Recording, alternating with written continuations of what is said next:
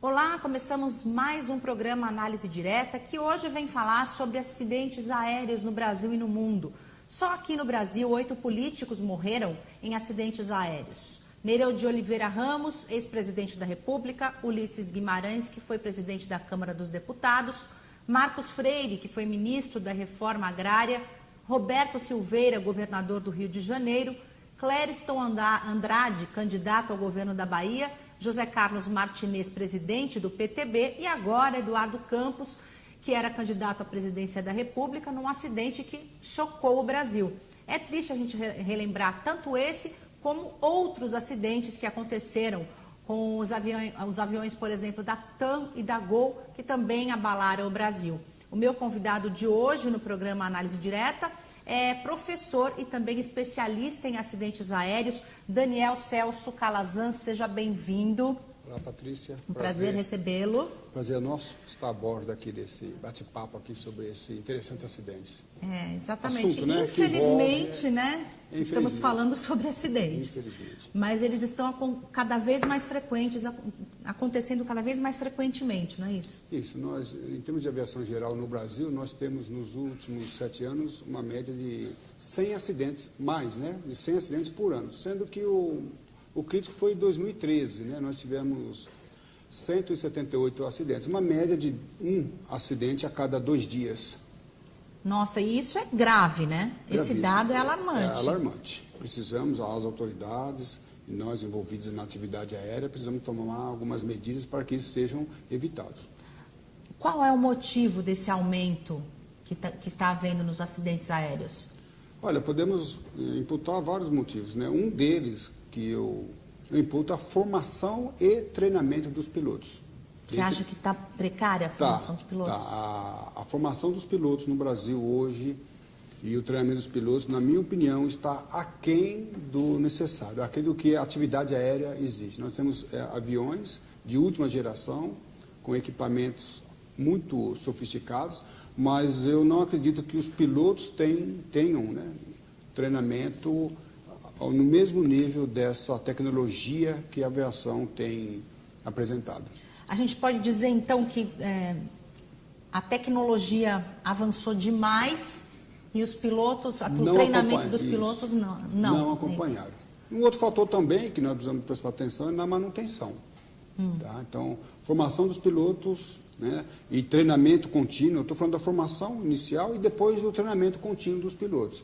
E também um outro fator que nós precisamos prestar atenção é a manutenção. Então, as autoridades, como a ANAC, ela precisa melhorar a formação dos profissionais da aviação e também a fiscalização da operação das empresas aéreas, de táxi aéreo.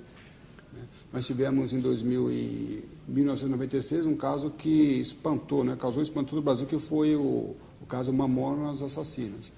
E ali nós temos ali casos má formação dos pilotos, outra coisa também, jornada de trabalho dos pilotos, da aviação executiva, que é o tipo de avião envolvido nesse acidente, não que eu refira a fadiga nesse acidente, mas é uma coisa comum na aviação executiva os pilotos estarem voando de uma forma exaustiva, cansativa.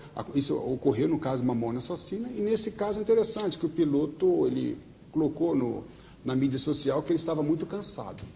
No caso do Eduardo Campos. Ele colocou isso. Nós precisamos analisar que cansaço é esse. E hoje, principalmente esse ano, nós teremos muitos voos, Então, empresários, políticos, em cumprir a agenda, vai exigir aí muitas horas de voos. E cabe aos pilotos, à tripulação, se enquadrar numa carga horária que garanta a segurança de voo. Não podemos afirmar que no caso do Eduardo Campos, nós temos ali uma situação de fadiga. O piloto sinalizou, isso vai ser investigado.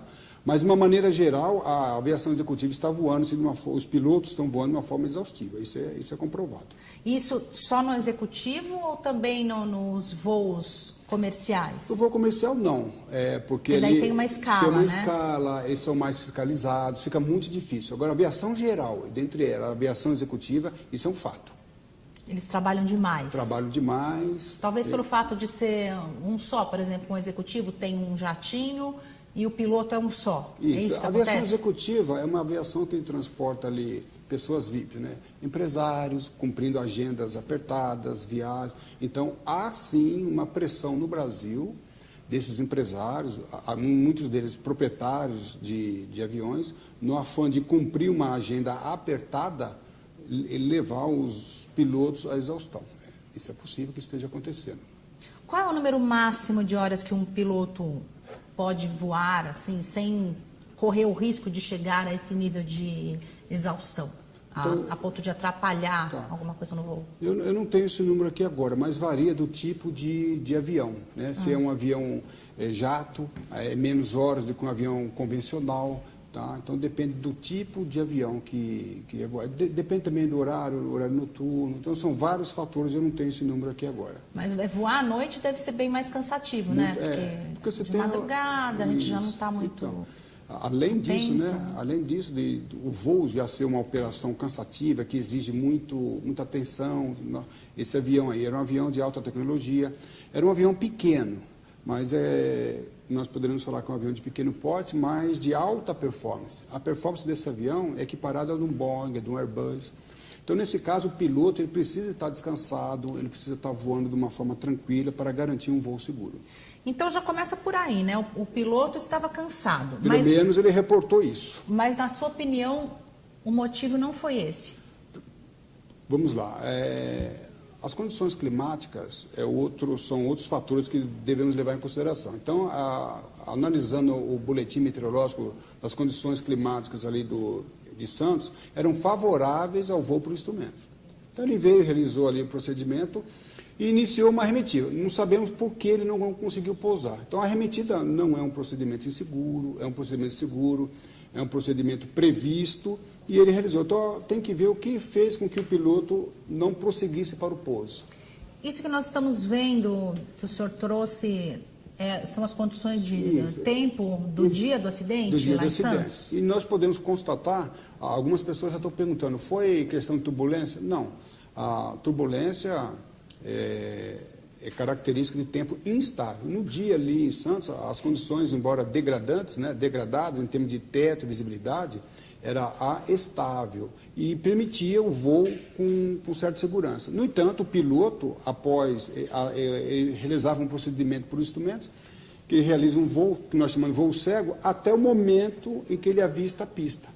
E nós precisamos entender até que ponto ele chegou, se ele avistou a pista, se ele avistou a pista muito próximo, se ele prosseguiu. É esse espaço de tempo, né, que a investigação vai ter que analisar cuidadosamente, porque até iniciar o procedimento por instrumento estava tudo tranquilo, ele fala com órgão de controle, sem problemas. Daí para frente ocorreu o acidente. O que aconteceu? As condições degradaram mais ainda do que representam os boletins meteorológicos. Ele tentou pousar, ele tentou visualizar a pista, realizando um voo baixo, houve uma falha mecânica, como algumas pessoas declaram que o avião já estava pegando fogo.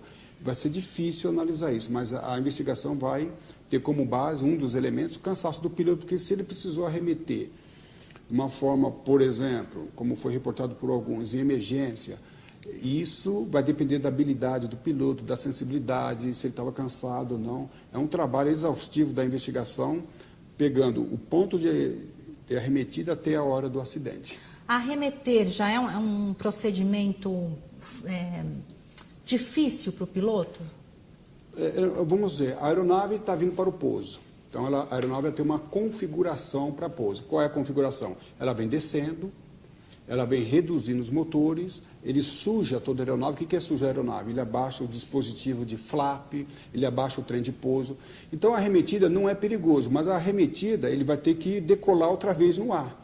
Então, ele vai ter que desconfigurar todo o avião, ele vai ter que elevar o trem de pouso, recolher o flap. Então, é uma mudança abrupta de velocidade, atitude do piloto. Não é perigoso, mas é uma manobra que requer muito cuidado. Que exige muita atenção. Muita atenção. Um comando errado ali, de flap ou de trem de pouso, ele pode derrubar a aeronave.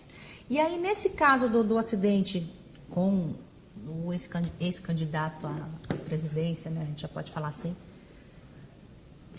você acha que ele já tinha avistado a pista ou isso é difícil da gente saber mesmo, por causa da caixa preta? Olha, segundo as autoridades investigativas, nós perdemos uma importante fonte de informação, se não a mais importante. Não é única.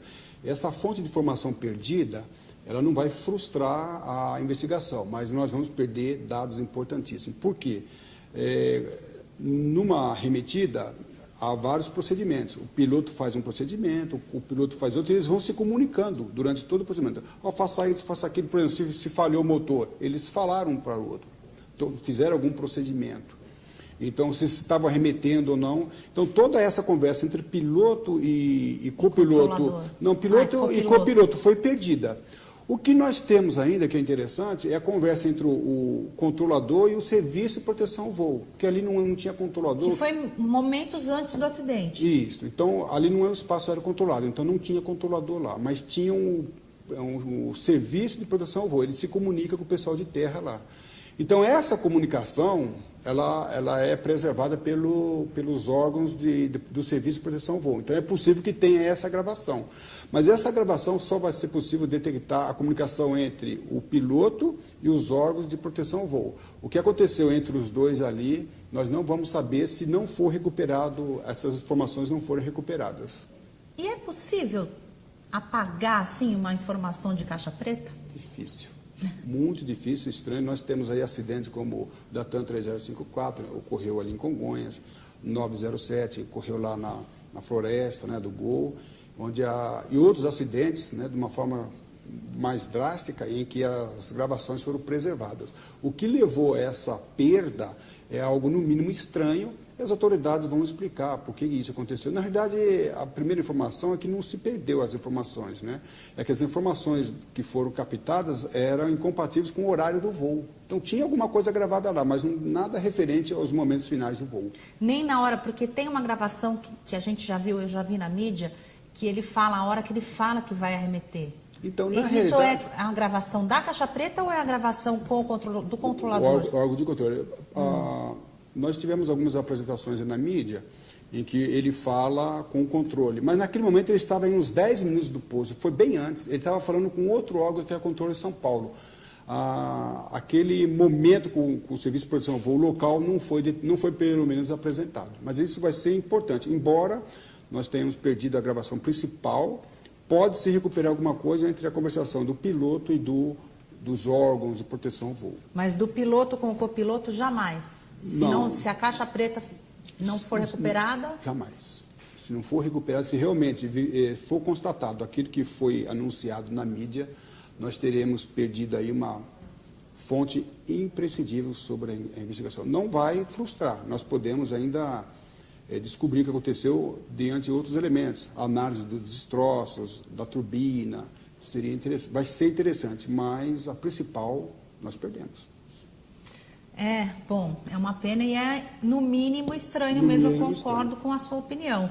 Eu vou fazer uma pequena pausa no programa, a gente vai para um intervalo rápido, mas já a gente volta falando um pouquinho mais sobre esses acidentes aéreos que estão acontecendo cada vez mais aqui no Brasil. Não saia daí, a gente volta já.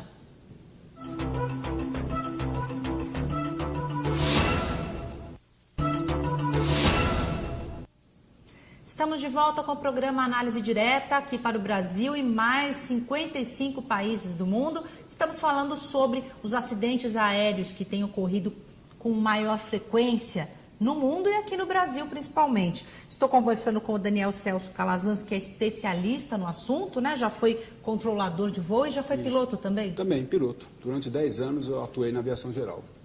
Depois mantive aí meus 30 anos como piloto de tráfego.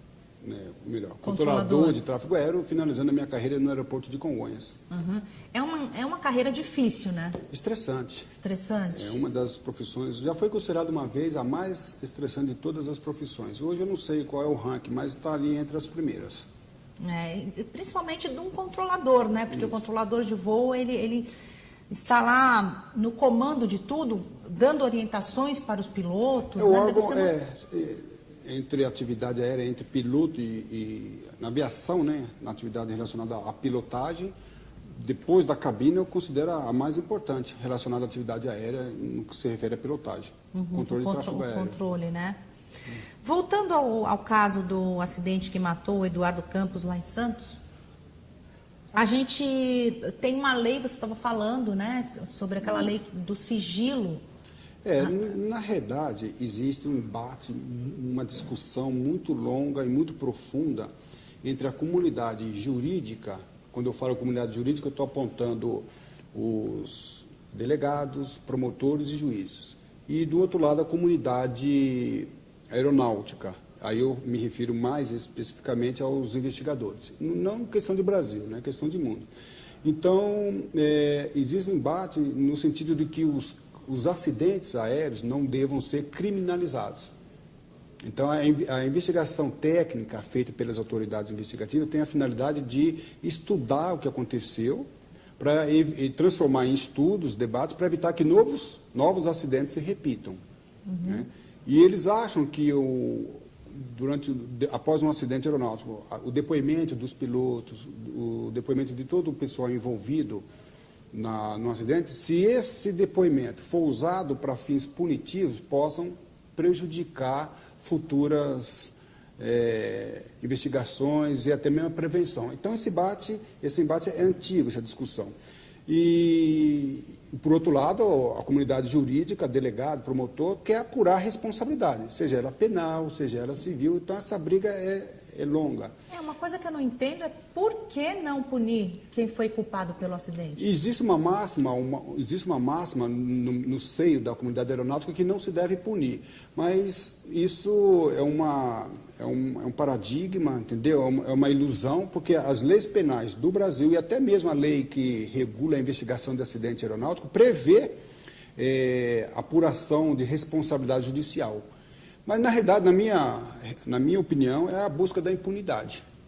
Tá? É a busca da impunidade. Em nenhum momento a Convenção de Chicago ou o Anexo 13, são documentos que regulam a investigação, proibiu a investigação judicial.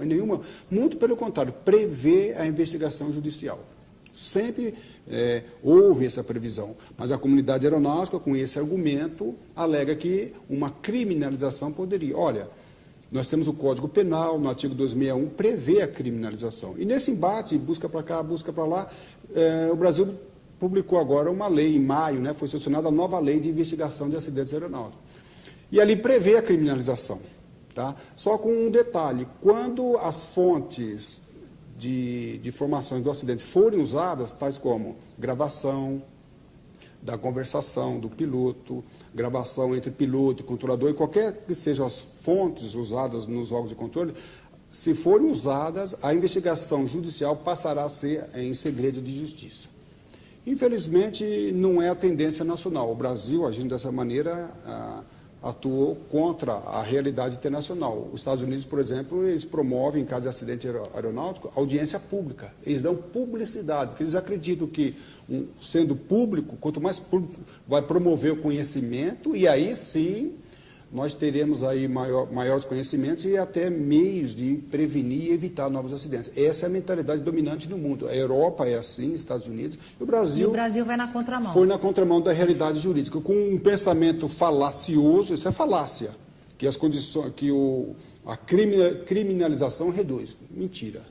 A prática, a realidade jurídica, para quem no meu caso, que eu sou aerojurista, eu trabalho com investigação jurídica, trabalho com promotor, com delegado, advogados, nós já constatamos que a criminalização não interfere em reduzindo ou aumentando os acidentes. É um argumento falacioso que busca impunidade. O Brasil, infelizmente, nós navegamos, né, na impunidade. Isso é fato em todas as áreas. Todas as áreas. A aviação corrobora com esse entendimento, infelizmente. Infelizmente, né? Porque quanto mais público uma investigação, quanto mais pública uma investigação mais limpa ela é, a gente pode dizer, né? Mais clara, mais transparente. Então, eu, por exemplo, eu desenvolvi vários estudos, cursos, né, até mesmo meus livros, analisando os processos judiciais, que hoje o processo judicial de acidente aeronáutico ele traz mais ensinamento que a investigação técnica. E a partir de agora, então, eu terei menos elementos para produzir estudos, para produzir cursos e promover o conhecimento. Nesse momento, o conhecimento está sendo levado ali para o segundo plano. Entendemos também que, embora a comunidade aeronáutica fala que a prevenção tem a finalidade de prevenir novos acidentes, nós não temos estudos efetivos dos acidentes passados para a comunidade aeronáutica. São poucos os pilotos, os controladores que conhecem, na realidade, o que aconteceu no acidente 3054, que explodiu ali em Congonhas, do 907, do Gol, né, que bateu ali, que chocou com o avião americano. Então, não é verdade que as autoridades aeronáuticas produzem estudos. Poucos pilotos, pouquíssimos controladores aprenderam com esses acidentes. Mamonas assassinas, nós temos ali ensinamentos profundos no que se refere a tráfego aéreo, a pilotagem. Então, a gente vê que os acidentes estão se repetindo pelos mesmos fatores. Pelos mesmos motivos. A semelhança desse acidente com o mamona assassino é grande. Qual é a semelhança? Vamos lá? Fazer um paralelo. Paralelo. Arremetida, né, que provocou o acidente. Lá nós tínhamos tripulação não bem preparada e, com certeza, lá nós tínhamos tripulação cansada. Os pilotos estavam muito cansados, eles extrapolaram a jornada de trabalho. Então, a gente vê aqueles erros sendo sinalizados aqui. Entendeu? Então, a aeronave arremete para o lado errado. Por que arremeteu? Poucos aprendemos. Fraseologia de tráfego aéreo, comunicação entre piloto e controlador. Ali houve, a gente consegue entender que houve pressão, não sei de quem, se é da empresa ou do proprietário, alguém pressionou os pilotos a voarem a mais do que deveriam voar. Então, a comunicação entre piloto e controlador, nós temos ali detalhes importantíssimos. Da má comunicação, a gente percebe que o piloto lá não era proficiente numa comunicação com os controladores, e esses erros estão se repetindo. Entendeu? Então, o que aconteceu nesse, eu não sei, mas eu posso garantir que muitas coisas, muitos fatores contribuintes de acidentes passados, eles estão se repetindo. Então, Ou seja, ninguém está aprendendo com os erros que já foram cometidos. Efetivamente, não. Eu posso estar aprendendo, um ou outro profissional que tenha buscado particularmente um estudo, assim, mas o sistema de proteção ao voo, as autoridades, não produziu nenhum estudo efetivo. Eu tenho conversado com pilotos, milhares de pilotos, fiz pesquisa nesse sentido. O 907, que houve problema de comunicação, radar, né? Vamos relembrar o telespectador. O 907 foi em 2006, aquele avião americano Legacy, que se chocou ali no Amazonas com um avião da Gol. Caiu no meio da selva. E morreram 154 pessoas. Poucos controladores sabem o que aconteceu ali. Visualização radar, os controladores foram denunciados, julgados e sentenciados. Por quê? Então, o erro de fraseologia. Ali também nós vemos que, pelo menos na denúncia, no processo judicial, fala que os pilotos não eram familiarizados com o avião. Entendeu? Então, eles desligaram o tiqués, o equipamento que era essencial ali, a segurança. O controlador não soube, pelo menos segundo a denúncia, visualizar o problema de comunicação entre piloto e controlador. Interessante que em 1986, olha só, que coisa interessante, em 1986 uma tripulação americana veio buscar um avião e por uma comunicação falha entre piloto e controlador, era um Brasília, esse avião se chocou ali no Vale do Paraíba. Então, em 1986, uma tripulação americana veio buscar um avião. 2006, uma tripulação americana veio buscar um avião. E os dois casos têm como semelhança a falha de comunicação entre piloto e controlador.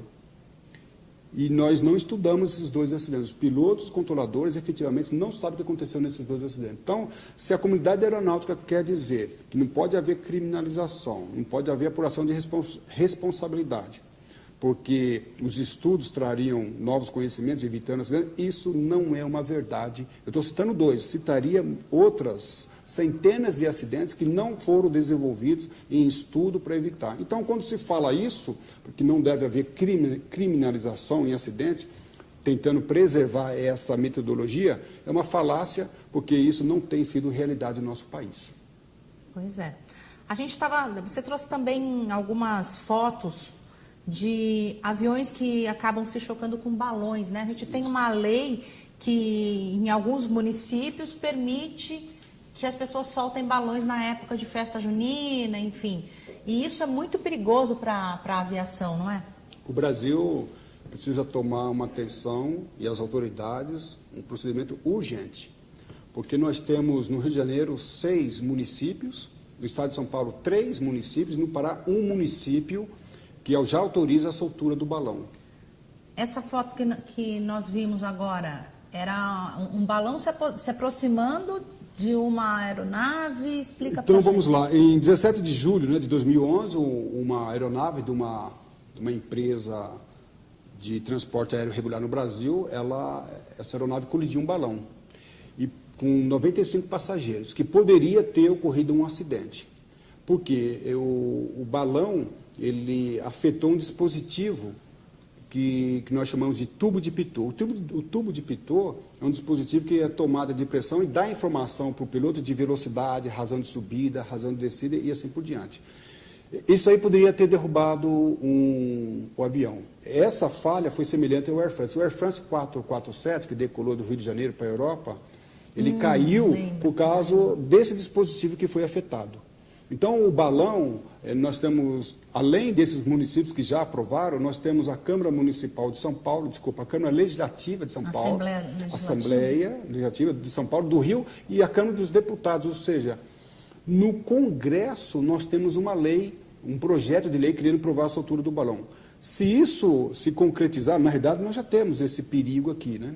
Ali, essa foto, explica para nós. Como controlador de tráfego aéreo, ali em São Paulo, essa cena foi, para mim, muito comum nessa época do ano, de junho e julho, e perigosíssima, e que trazia grande transtorno para nós pilotos, para nós controladores de tráfego aéreo. Teve um dia em São Paulo, um domingo pela manhã, onde nós tínhamos 70 balões na área de Congonhas. Meu Deus! 70 balões de uma vez só.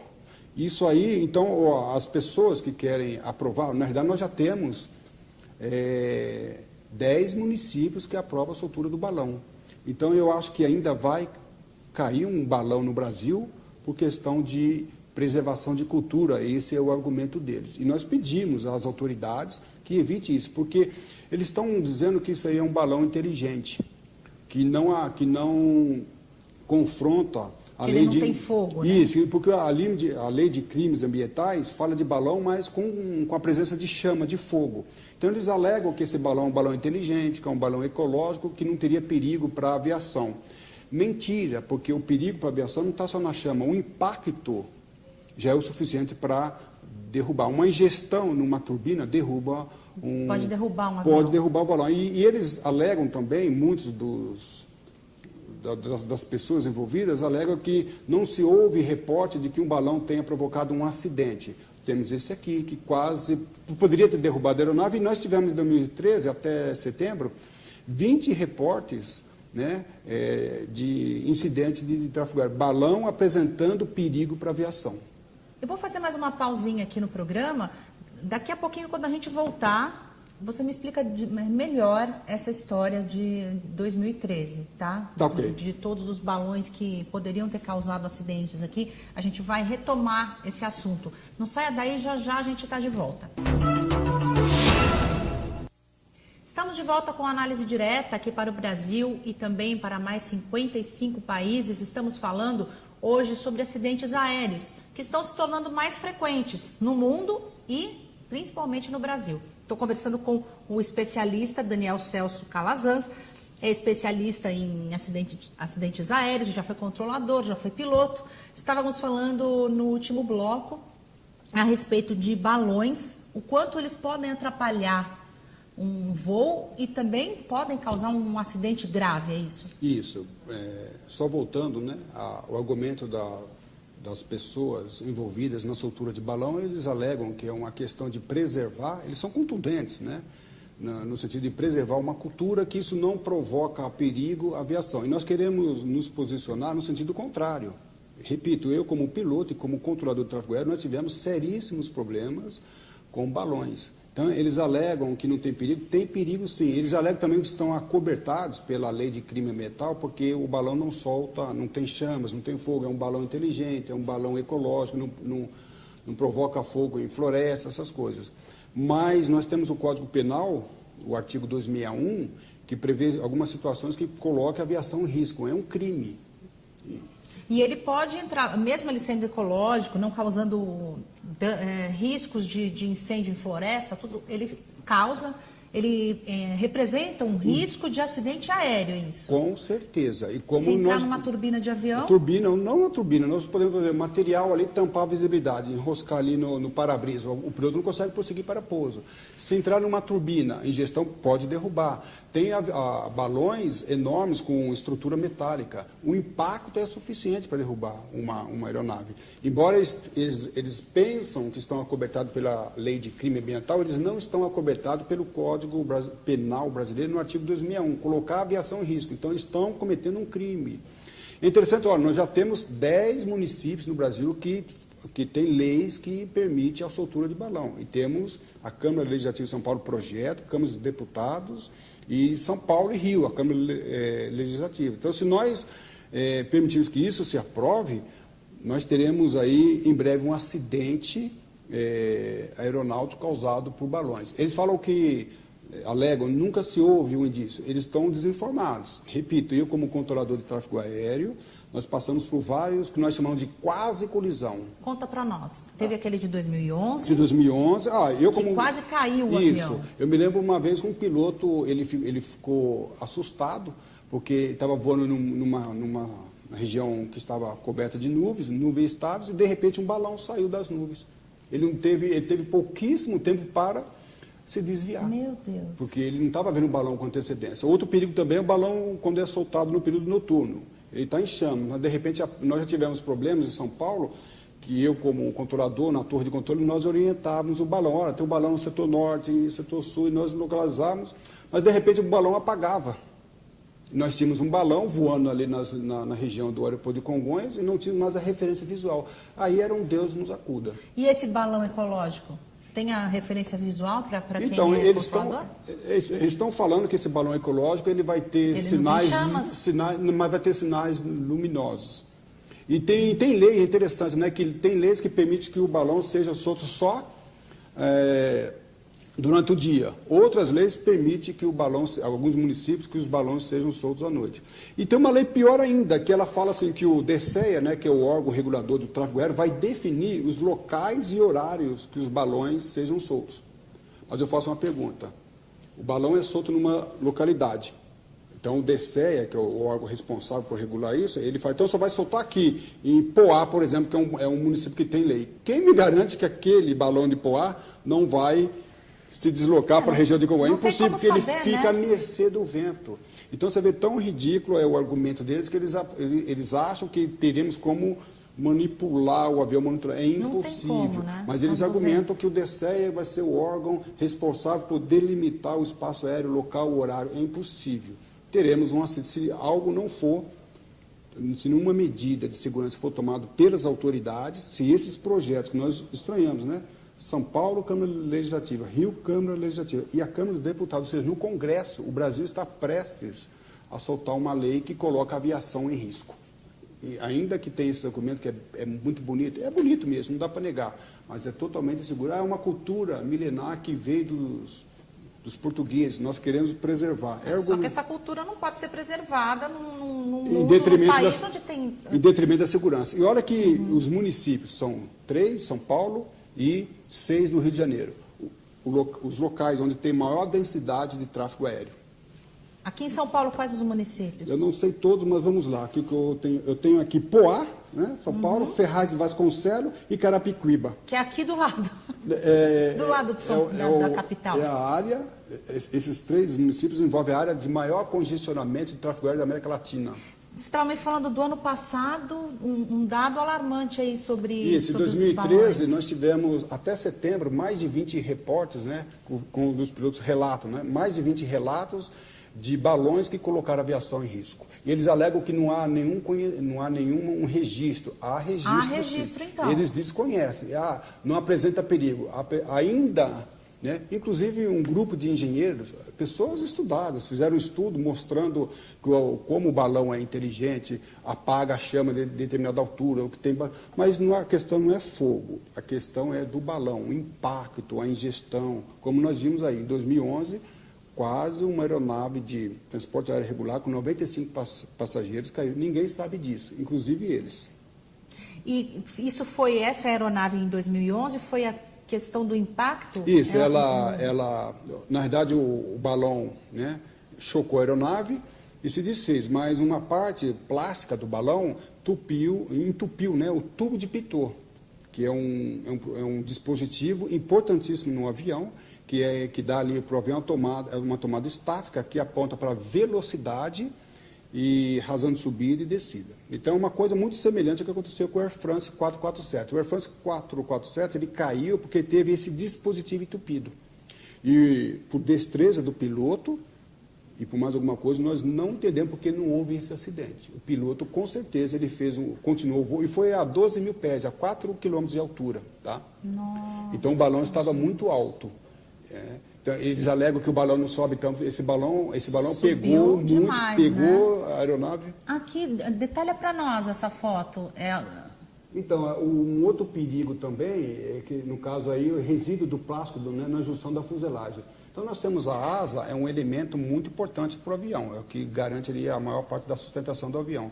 Então, tem um bode de ataque, um balão, a parte metálica pode danificar a estrutura da asa e a aeronave não ter sustentação para se manter em voo.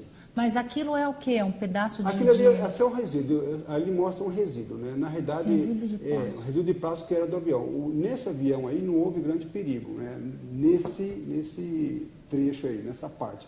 Mas quando pegou o outro dispositivo, que foi o tubo de pitot, ali correu o risco seríssimo de um grande acidente. E não se sabe o que o piloto fez para se livrar disso? Não, o piloto, como que ele se salvou? Conseguiu salvar a aeronave? Ele conseguiu salvar com uma perícia. Inclusive, olha só, até esse acidente nós não tínhamos treinamento. Olha que cúmulo nós chegamos.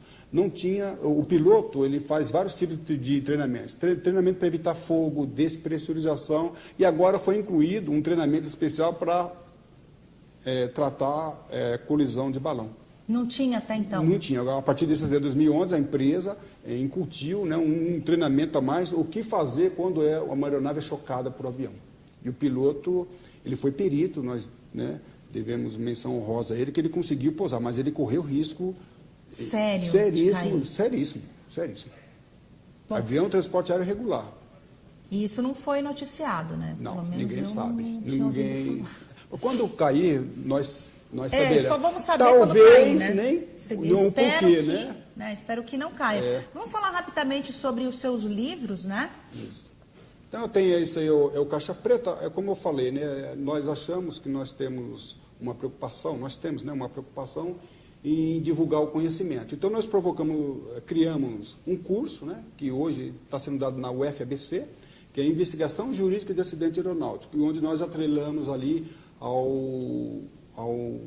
aos casos, né, e atrelamos os livros. Então, os dois livros, eles discorrem sobre vários acidentes aeronáuticos, onde nós explicamos por que eles aconteceram, e aí sim, nós trabalhamos com a segurança de voo, apontando ali o que pode ser feito para que esses acidentes sejam evitados. Aqui o outro livro. Isso.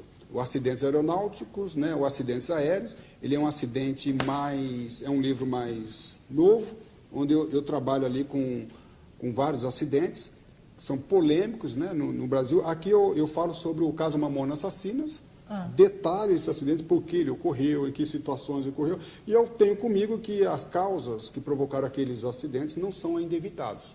Eu mostro isso no livro, que muitos outros acidentes, pelos mesmos motivos, têm se repetido. Então, a finalidade é mostrar, dissecar, mas com um aspecto jurídico, eu chamo de CSI da aviação, que ele é muito técnico, ele é muito detalhado, mas, graças a Deus, ele tem recebido aí tem sido muito bem recebido pela comunidade aeronáutica e comunidade jurídica. E uma pessoa leiga pode ler, ela vai entender ou tem muito dado técnico? Então, essa foi a questão do livro. Eu fiz um livro que atende uma linguagem que atendesse quem é leigo em atividade aérea, quem é leigo na atividade jurídica e qualquer pessoa, ainda que não conheça atividade aérea, consegue ler esse livro e entender o livro, consegue. A linguagem, nós buscamos, né, eu, editor, nós trabalhamos muito nesse sentido. Então, ainda que não seja da atividade aérea ou da atividade jurídica, não vai ter dificuldades em entender esse livro. Bom, Um resumo, né, que a gente pode falar sobre tudo isso que nós conversamos hoje, é que os motivos de acidentes, eles vêm se repetindo e vão continuar se repetindo enquanto ninguém tomar alguma providência. Qual seria a providência inicial, assim, a curto prazo que pode ser tomada? Nós não mudamos os resultados se não mudarmos o nosso comportamento. Então, nós precisamos imediatamente reavaliar, a comunidade aeronáutica brasileira precisa reavaliar formação, fiscalização e estudos dos casos. Se nós fizermos isso e não ficar preocupado se vai haver punição, se não vai haver... A questão não é punir ou não deixar de punir. Quando nós estivermos preocupados com punição e esquecer o mais importante, nós teremos acidentes e mais acidentes a cada ano. Há uma expectativa do número de acidentes desse ano se repetir ou bater o recorde do ano passado, que foi um acidente a cada 2 dias. Infelizmente, o nosso apelo é este. Precisamos mudar a formação, fiscalização, consciência...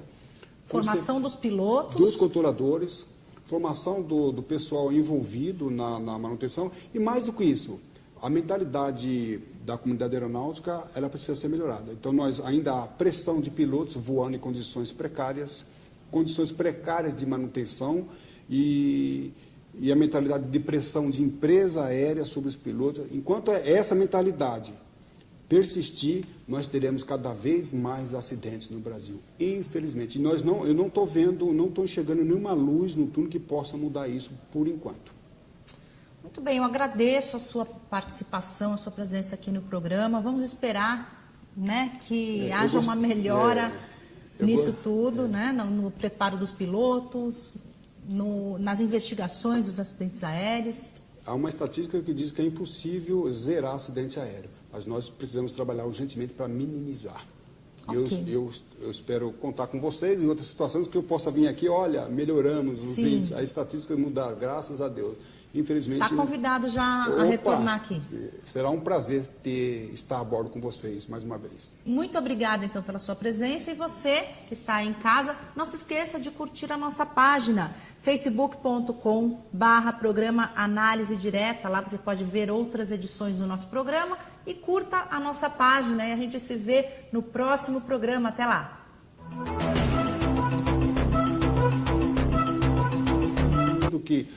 Sendo público, quanto mais público vai promover o conhecimento e aí sim nós teremos aí maiores conhecimentos e até meios de prevenir e evitar novos acidentes. Essa é a mentalidade dominante no mundo. A Europa é assim, Estados Unidos, e o Brasil vai na contramão. Foi na contramão da realidade jurídica, com um pensamento falacioso, isso é falácia, que as condições, a criminalização reduz. Mentira. A prática, a realidade jurídica, para quem é...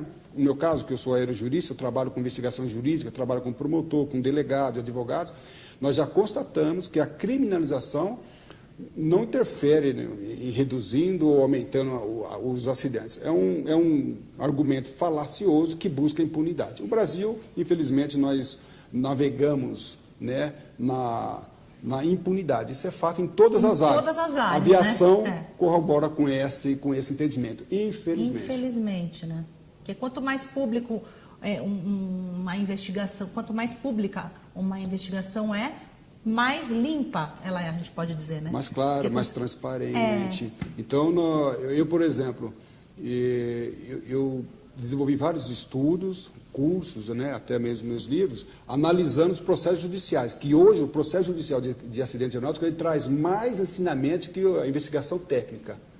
E a partir de agora, então, eu terei menos elementos para produzir estudos, para produzir cursos e promover o conhecimento. Nesse momento, o conhecimento está sendo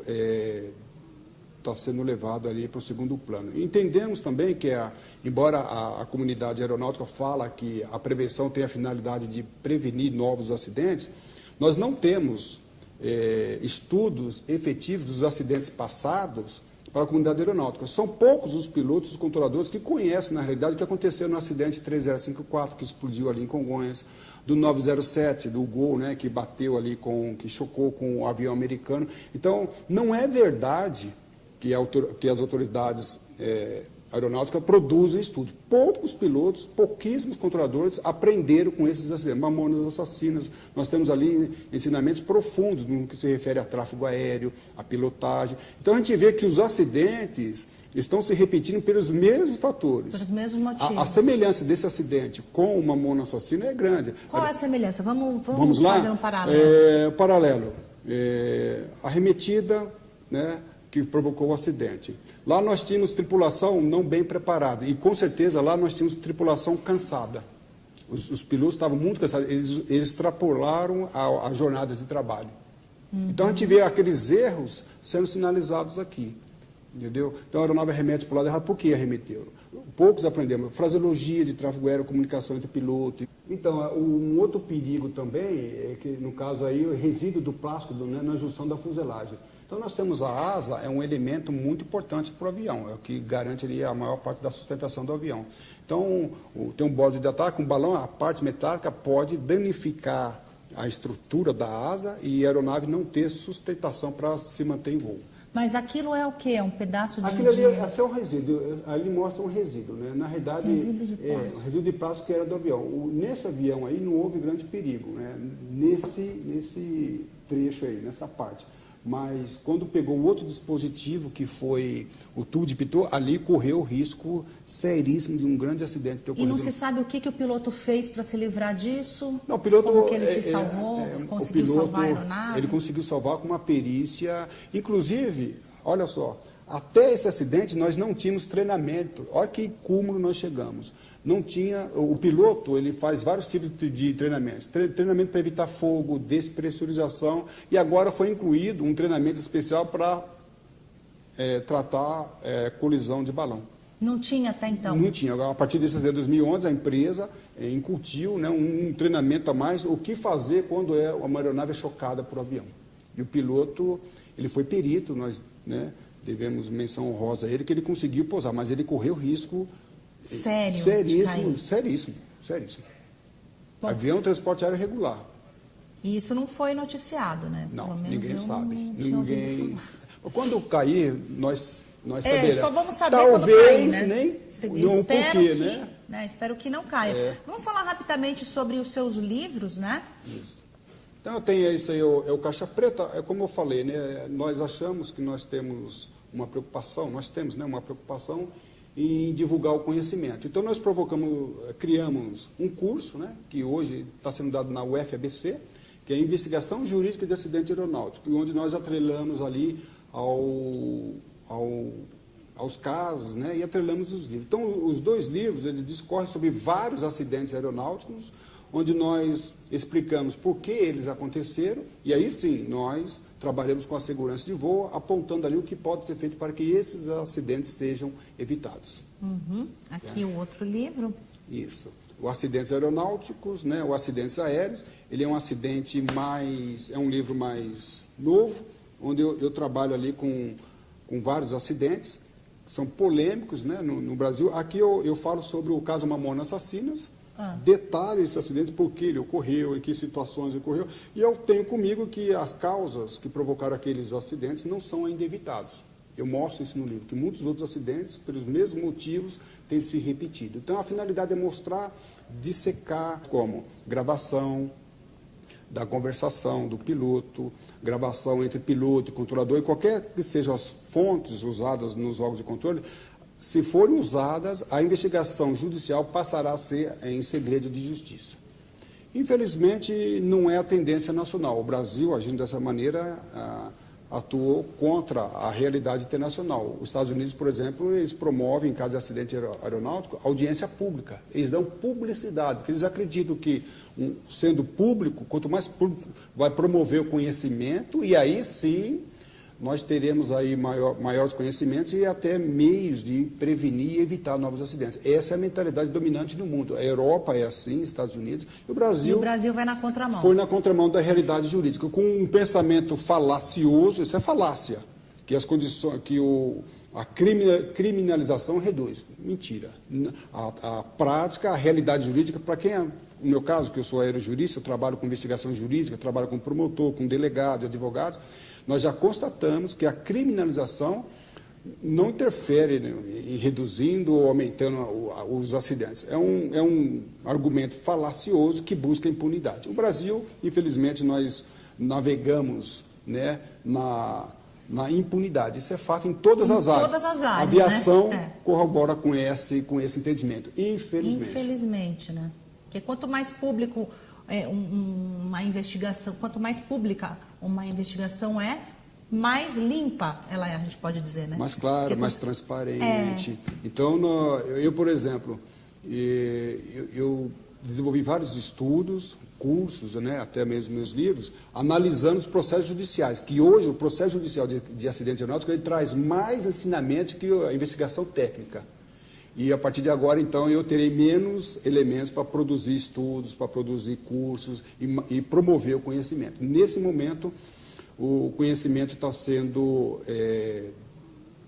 levado ali para o segundo plano. Entendemos também que, embora a comunidade aeronáutica fala que a prevenção tem a finalidade de prevenir novos acidentes, nós não temos estudos efetivos dos acidentes passados para a comunidade aeronáutica. São poucos os pilotos, os controladores que conhecem, na realidade, o que aconteceu no acidente 3054, que explodiu ali em Congonhas, do 907, do Gol, né, que bateu ali, que chocou com o avião americano. Então, não é verdade que as autoridades aeronáuticas produzem estudos. Poucos pilotos, pouquíssimos controladores aprenderam com esses acidentes. Mamonas assassinas, nós temos ali ensinamentos profundos no que se refere a tráfego aéreo, a pilotagem. Então, a gente vê que os acidentes estão se repetindo pelos mesmos fatores. Pelos mesmos motivos. A semelhança desse acidente com uma Mamona apuração de responsabilidade judicial. Mas, na realidade, na minha opinião, é a busca da impunidade. Tá? É a busca da impunidade. Em nenhum momento a Convenção de Chicago ou o Anexo 13, são documentos que regulam a investigação, proibiu a investigação judicial. Muito pelo contrário, prevê a investigação judicial. Sempre houve essa previsão. Mas a comunidade aeronáutica, com esse argumento, alega que uma criminalização poderia. Olha, nós temos o Código Penal, no artigo 261, prevê a criminalização. E nesse embate, busca para cá, busca para lá, o Brasil publicou agora uma lei, em maio, né, foi sancionada a nova lei de investigação de acidentes aeronáuticos. E ali prevê a criminalização. Tá? Só com um detalhe, quando as fontes de informações do acidente forem usadas, tais como gravação da conversação do piloto, gravação entre piloto e controlador, e qualquer que sejam as fontes usadas nos órgãos de controle, se forem usadas, a investigação judicial passará a ser em segredo de justiça. Infelizmente, não é a tendência nacional. O Brasil, agindo dessa maneira, atuou contra a realidade internacional. Os Estados Unidos, por exemplo, eles promovem, em caso de acidente aeronáutico, audiência pública. Eles dão publicidade, porque eles acreditam que, sendo público, quanto mais público, vai promover o conhecimento, e aí sim nós teremos aí maiores conhecimentos e até meios de prevenir e evitar novos acidentes. Essa é a mentalidade dominante no mundo. A Europa é assim, Estados Unidos, e o Brasil vai na contramão. Foi na contramão da realidade jurídica, com um pensamento falacioso, isso é falácia, que as condições, a criminalização reduz. Mentira. A prática, a realidade jurídica, para quem no meu caso, que eu sou aerojurista, eu trabalho com investigação jurídica, eu trabalho com promotor, com delegado, advogado, nós já constatamos que a criminalização não interfere, né, em reduzindo ou aumentando os acidentes. É um argumento falacioso que busca impunidade. O Brasil, infelizmente, nós navegamos, né, na impunidade. Isso é fato em todas as áreas. Todas as áreas. A aviação, né? Corrobora com esse entendimento, infelizmente. Infelizmente, né? Porque quanto mais público uma investigação, quanto mais pública uma investigação mais limpa ela é, a gente pode dizer, né? Mais clara, mais transparente. Então, eu, por exemplo, eu desenvolvi vários estudos, cursos, né, até mesmo meus livros, analisando os processos judiciais, que hoje o processo judicial de acidente aeronáutico ele traz mais ensinamento que a investigação técnica.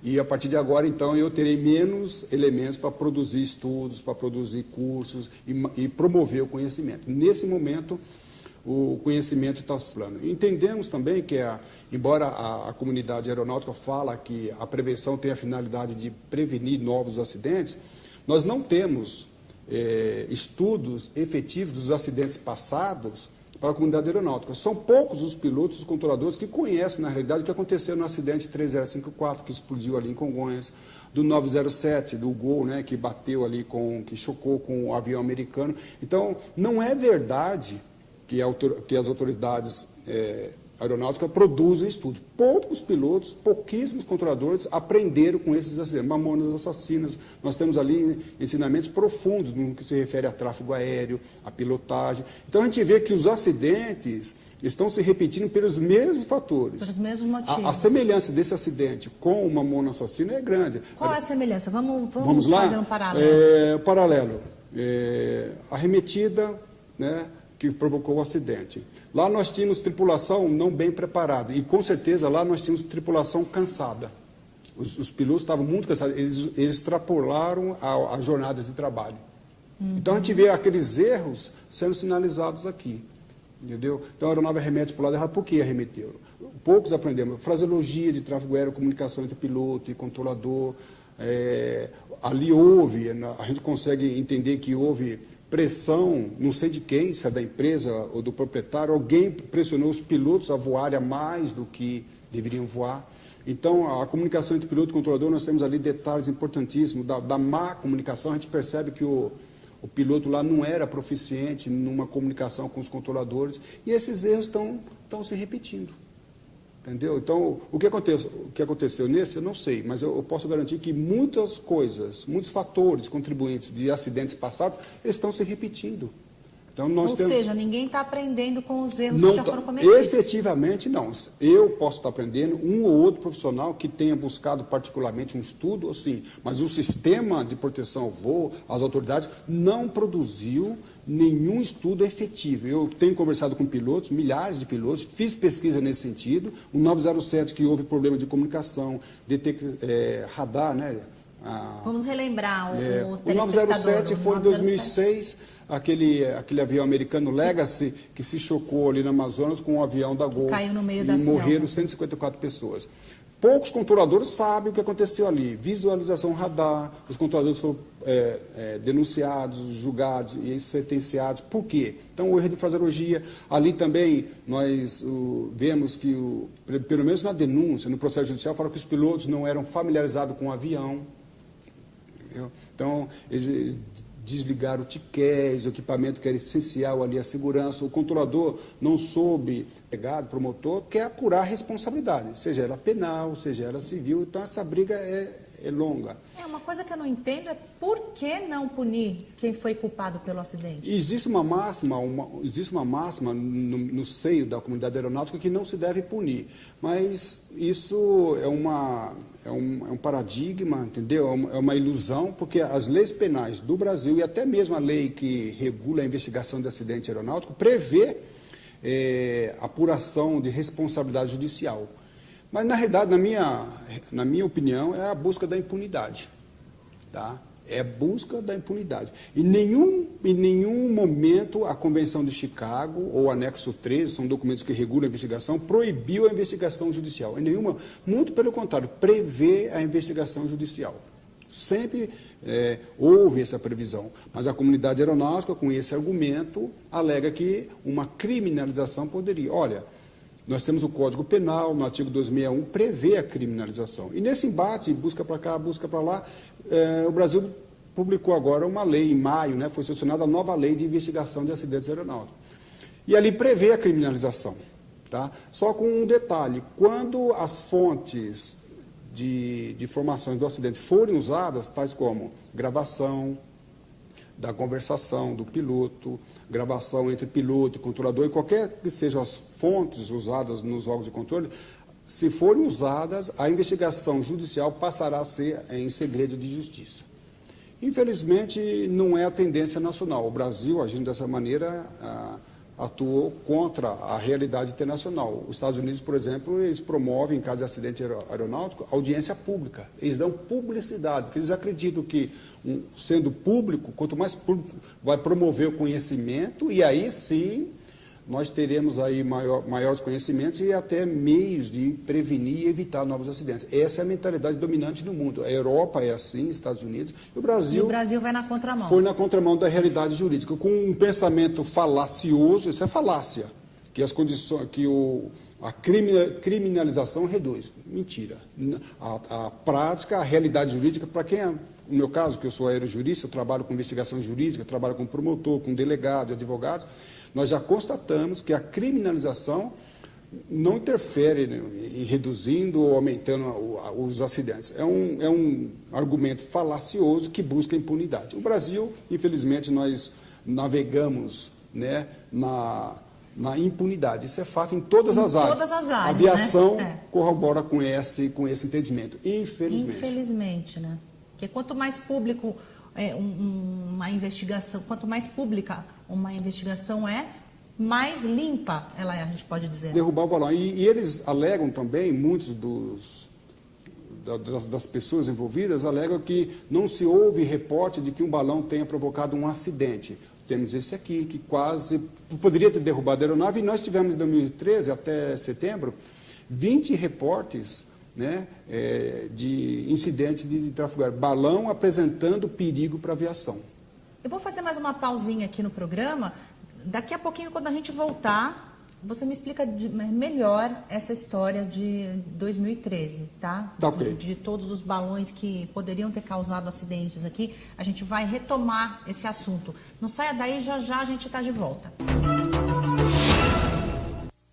Estamos de volta com a análise direta aqui para o Brasil e também para mais 55 países. Estamos falando hoje sobre acidentes aéreos, que estão se tornando mais frequentes no mundo e principalmente no Brasil. Estou conversando com o especialista Daniel Celso Calazans, é especialista em acidentes aéreos, já foi controlador, já foi piloto. Estávamos falando no último bloco a respeito de balões, o quanto eles podem atrapalhar um voo e também podem causar um acidente grave, é isso? Isso. Só voltando, né, ao argumento das pessoas envolvidas na soltura de balão, eles alegam que é uma questão de preservar, eles são contundentes, né, no sentido de preservar uma cultura que isso não provoca perigo à aviação. E nós queremos nos posicionar no sentido contrário. Repito, eu como piloto e como controlador do tráfego aéreo, nós tivemos seríssimos problemas com balões. Então, eles alegam que não tem perigo sim. Eles alegam também que estão acobertados pela lei de crime ambiental, porque o balão não solta, não tem chamas, não tem fogo, é um balão inteligente, é um balão ecológico, não provoca fogo em floresta, essas coisas. Mas nós temos o Código Penal, o artigo 261, que prevê algumas situações que colocam a aviação em risco, é um crime. E ele pode entrar, mesmo ele sendo ecológico, não causando riscos de incêndio em floresta, tudo, ele representa um risco de acidente aéreo, é isso? Com certeza. E como se entrar numa turbina de avião? Não uma turbina, nós podemos fazer material ali, tampar a visibilidade, enroscar ali no para-brisa. O piloto não consegue prosseguir para pouso. Se entrar numa turbina, ingestão pode derrubar. Tem balões enormes com estrutura metálica. O impacto é suficiente para derrubar uma aeronave. Embora eles pensam que estão acobertados pela lei de crime ambiental, eles não estão acobertados pelo Código Penal brasileiro no artigo 261, colocar a aviação em risco. Então, eles estão cometendo um crime. É interessante, olha, nós já temos 10 municípios no Brasil que tem leis que permitem a soltura de balão. E temos a Câmara Legislativa de São Paulo projeto, Câmara dos Deputados, né? Nós teremos muitos voos, né? Então, empresários, políticos, em cumprir a agenda, vai exigir aí muitas horas de voo. E cabe aos pilotos, à tripulação, se enquadrar numa carga horária que garanta a segurança de voo. Não podemos afirmar que no caso do Eduardo Campos, né, nós temos ali uma situação de fadiga. O piloto sinalizou, isso vai ser investigado. Mas, de uma maneira geral, a aviação executiva está voando, os pilotos estão voando de uma forma exaustiva. Isso é comprovado. Isso só no executivo ou também nos voos comerciais? O voo comercial, não. Porque daí tem uma escala, tem uma né? escala, eles são mais fiscalizados, fica muito difícil. Agora, a aviação geral, dentre elas, a aviação executiva, isso é um fato. Eles trabalham demais. Trabalham demais. Talvez pelo fato de ser um só, por exemplo, um executivo tem um jatinho e o piloto é um só. Isso. É isso que a aviação acontece? executiva é uma aviação que transporta ali pessoas VIP, né? Empresários, cumprindo agendas apertadas, viagens. Então, há sim uma pressão no Brasil desses empresários, muitos deles proprietários de aviões, no afã de cumprir uma agenda apertada, levar os pilotos à exaustão. Isso é possível que esteja acontecendo. Qual é o número máximo de horas que um piloto pode voar, assim, sem correr o risco de chegar a esse nível de exaustão, Então, a ponto de atrapalhar alguma coisa no voo? Eu não tenho esse número aqui agora, mas varia do tipo de avião, né? Se é um avião jato, é menos horas do que um avião convencional, tá? Então depende do tipo de avião que é voar. Depende também do horário noturno. Então são vários fatores, eu não tenho esse número aqui agora. Mas voar à noite deve ser bem mais cansativo, né? Porque você de tem madrugada a gente já não está muito... Então, além disso, né? Além disso, o voo já ser uma operação cansativa, que exige muita atenção. Esse avião aí era um avião de alta tecnologia, era um avião pequeno, mas nós poderíamos falar que é um avião de pequeno porte, mas de alta performance. A performance desse avião é equiparada a de um Boeing, de um Airbus. Então, nesse caso, o piloto ele precisa estar descansado, ele precisa estar voando de uma forma tranquila para garantir um voo seguro. Então já começa por aí, né? O piloto estava cansado. Pelo menos ele reportou isso. Mas, na sua opinião, o motivo não foi esse? Vamos lá. As condições climáticas são outros fatores que devemos levar em consideração. Então, analisando o boletim meteorológico das condições climáticas ali de Santos, eram favoráveis ao voo por instrumento. Então, ele veio, realizou ali o procedimento e iniciou uma arremetida. Não sabemos por que ele não conseguiu pousar. Então, a arremetida não é um procedimento inseguro, é um procedimento seguro, é um procedimento previsto e ele realizou. Então, empresários, políticos, em cumprir a agenda, vai exigir aí muitas horas de voo. E cabe aos pilotos, à tripulação, se enquadrar numa carga horária que garanta a segurança de voo. Não podemos afirmar que, no caso do Eduardo Campos, né? Nós temos ali uma situação de fadiga. O piloto sinalizou, isso vai ser investigado. Mas, de uma maneira geral, a aviação executiva está voando, os pilotos estão voando de uma forma exaustiva. Isso é comprovado. Isso só no executivo ou também nos voos comerciais? No voo comercial, não. Porque daí tem uma escala, tem uma né? escala, eles são mais fiscalizados, fica muito difícil. Agora, a aviação geral, dentre elas, a aviação executiva, isso é um fato. Eles trabalham demais. Trabalham demais. Talvez pelo fato de ser um só, por exemplo, um executivo tem um jatinho e o piloto é um só. Isso. É isso que A aviação acontece? executiva é uma aviação que transporta ali pessoas VIP, né? Empresários, cumprindo agendas apertadas, viagens. Então, há sim uma pressão no Brasil desses empresários, muitos deles proprietários de aviões, no afã de cumprir uma agenda apertada, levar os pilotos à exaustão. Isso é possível que esteja acontecendo. Qual é o número máximo de horas que um piloto pode voar, assim, sem correr o risco de chegar a esse nível de exaustão, a ponto de atrapalhar alguma coisa no voo? Eu não tenho esse número aqui agora, mas varia do tipo de avião, né? Se é um avião jato, é menos horas do que um avião convencional.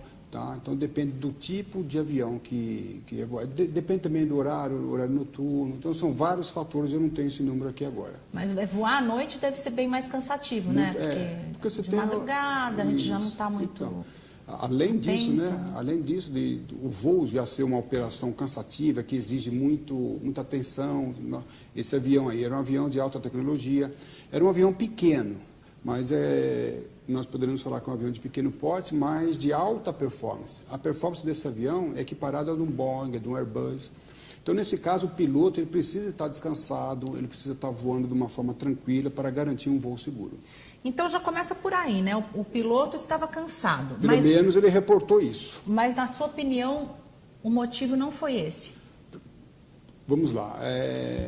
As condições climáticas são outros fatores que devemos levar em consideração. Então, analisando o boletim meteorológico das condições climáticas ali de Santos, eram favoráveis ao voo por instrumento.